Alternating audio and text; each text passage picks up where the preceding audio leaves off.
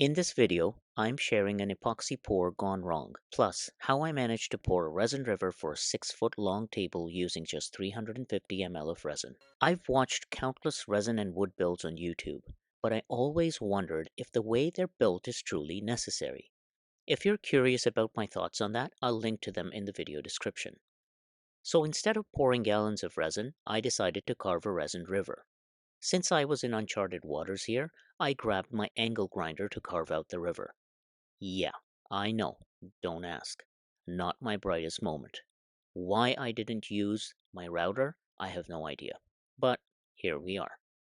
And to make matters worse, I carved out a symmetrical river, not exactly the organic, natural look I was going for. Clearly, I wasn't thinking straight. Lesson learned. But I went ahead with it anyway, poured in 200 ml of resin, and let it cure.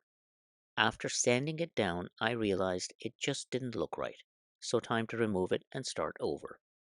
This time I wanted a smoother, more natural flow.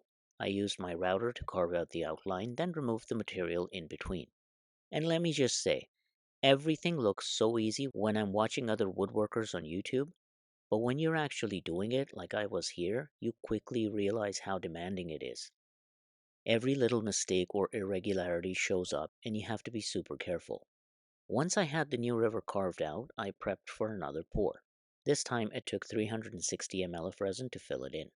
I also had some extra resin left over, so I used it to fill in finer cracks here and there.